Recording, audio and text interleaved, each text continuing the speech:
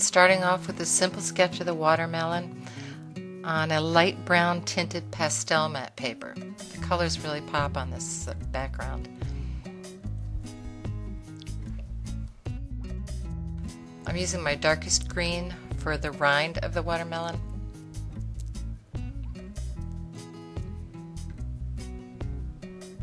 Just drawing a line all the way around the bottom of the shape.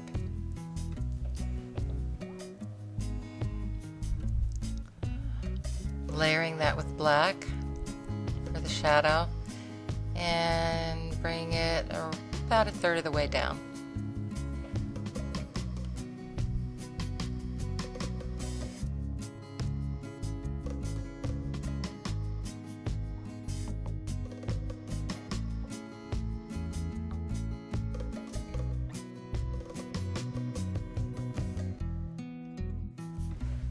I'm adding my mid-tone green by the edge of the rind, scumbling it in all the way around.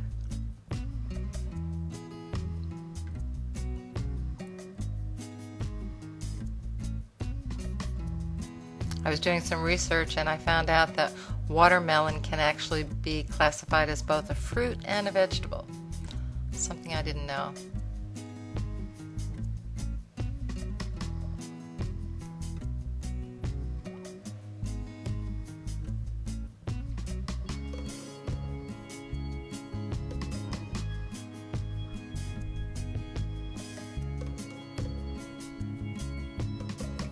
It's important to look at the photo when you're working so that you notice the variation in light. I saw there was a darker green here, so I'm throwing in one of my darker green colors right next to the darkest part of the rind.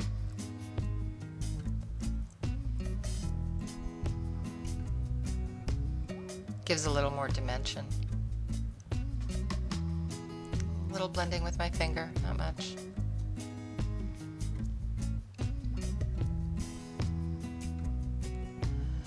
Bring in a lighter green, kind of a yellow green. Scumbling that in again.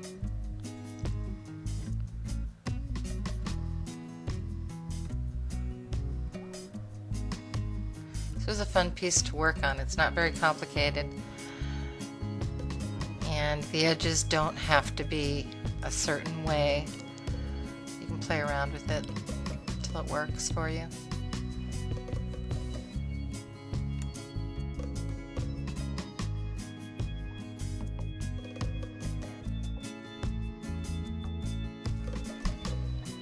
I'm using a light yellow next to the light green.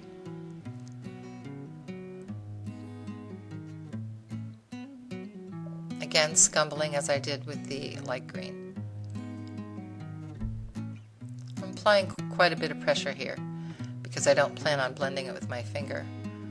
If I were blending with my finger, I could apply lighter pressure and blend the colors together, but on the pastel matte paper, it's not necessary, and I love the result without blending. I'm blocking in the fruit with the dark pink.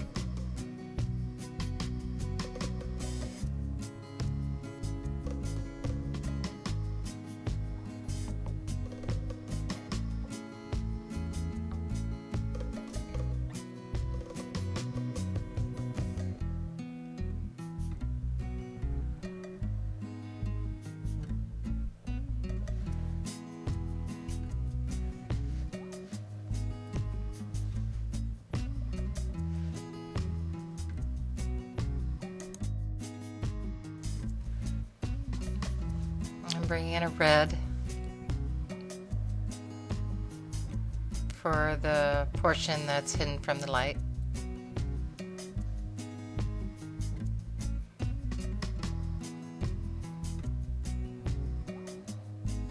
Adding a crack in the fruit.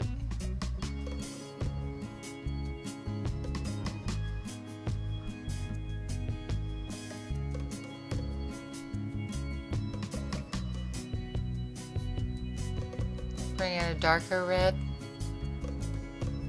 to create more of a shadow.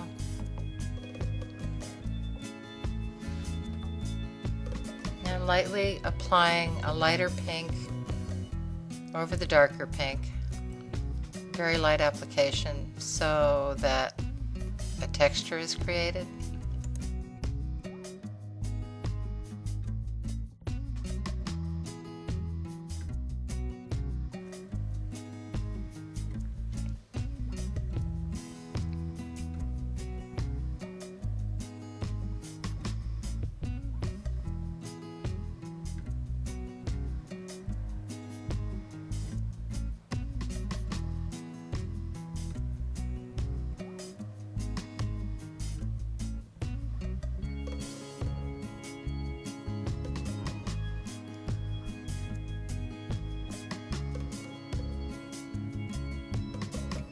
I'm drawing in with my lightest yellow. It's almost white. Just finding the spots where the light hits the watermelon the most. The light's coming in from the left, so a larger portion of the rind will be lighter on that side.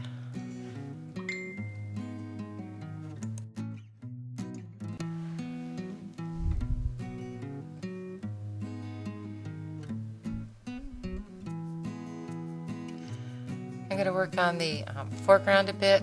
I'm going to anchor the watermelon with a shadow. Using a mid-range blue.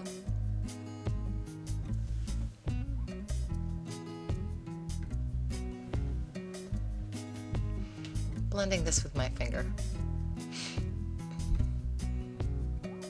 Adding light blue, which will become the background also.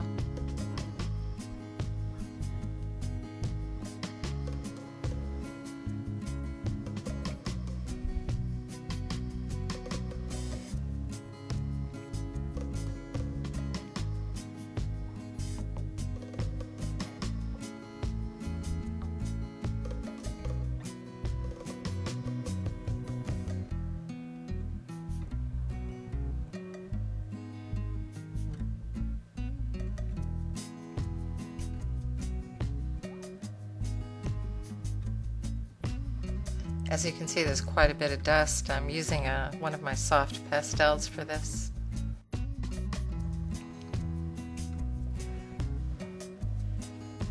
I'm adding a lighter blue to the background.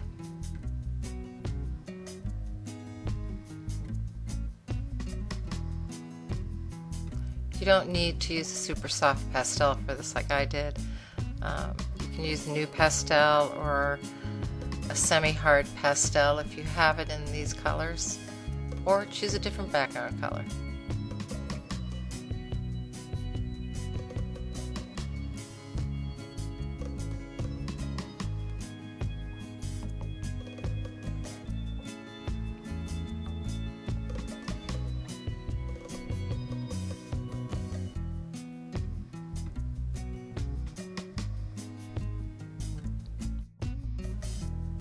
This is a good time to refine your edges.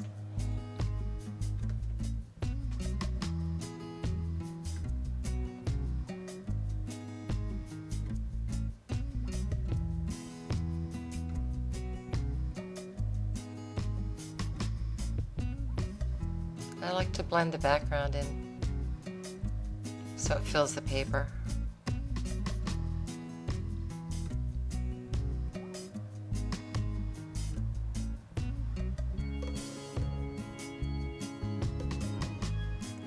I'm adding some lighter pink. Again, I'm lightly blocking it over so that the background colors shine through. Creates the illusion of texture for the watermelon.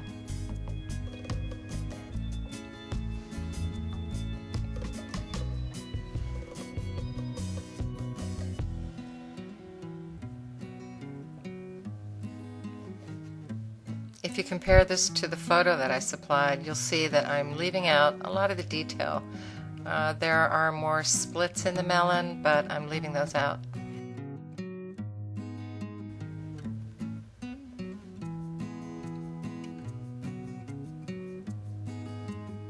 Softly blending the dark pink and the light pink, very, very lightly.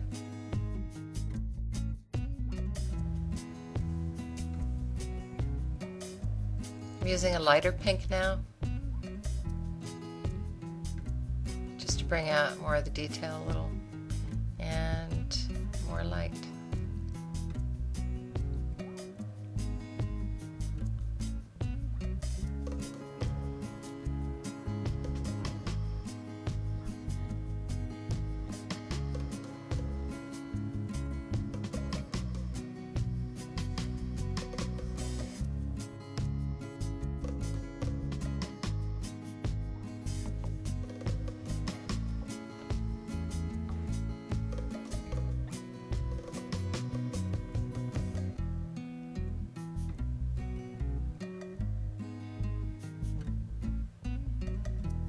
In this stage of the painting, I tend to look at the photo a lot more for little details that I might have missed in the beginning.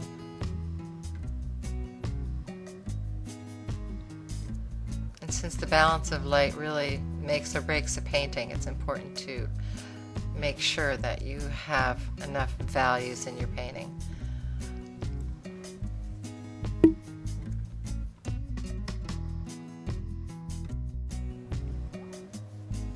I'm using black to paint the seed.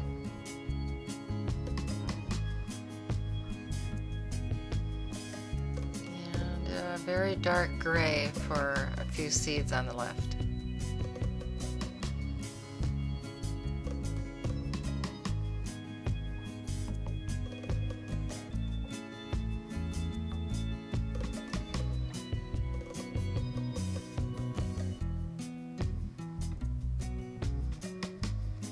Now I'm bringing in some white.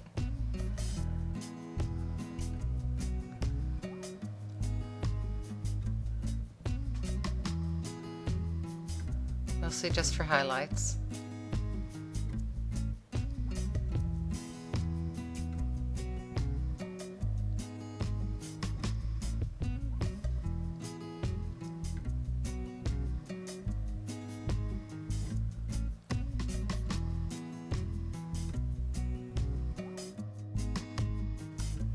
I noticed in the photo that the rind is more rounded, so I just corrected that.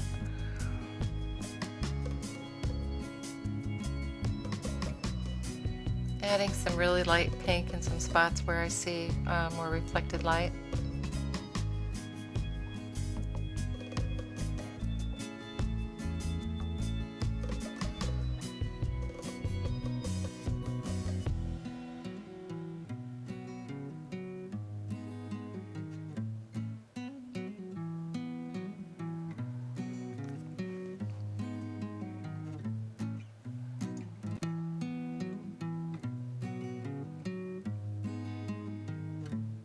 Lightly laying the light pink over the last layer.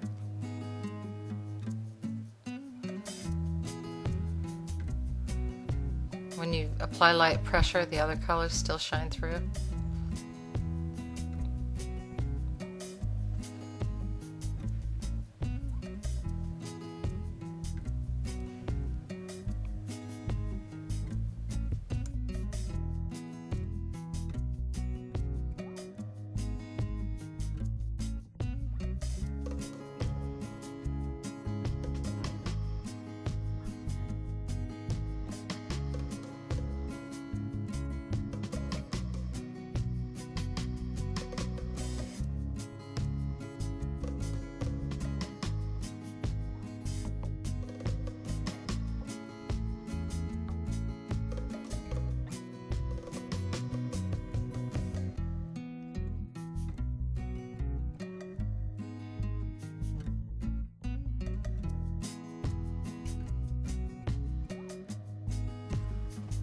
I'm adding some more of the blue at the bottom and blending it in a bit to create more of a shadow.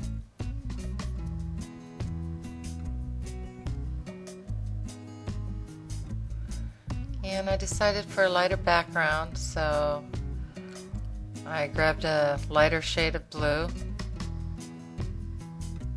and I'm scumbling that in.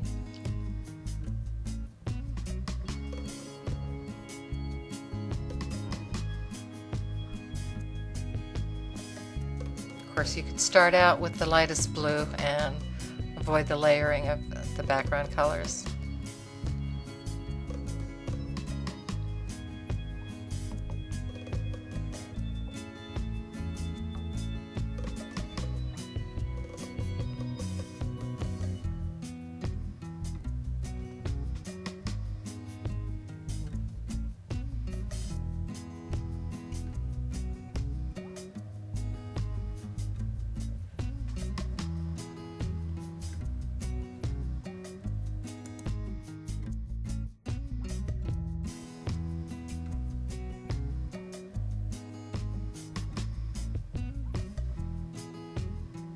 I want the shadow on the bottom to be a little darker, so I'm adding a dark blue,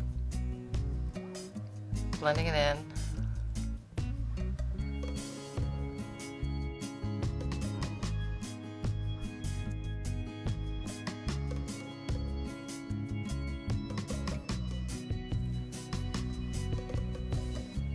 All the painting needs now is a light colored seed, some extra highlights, and we're done.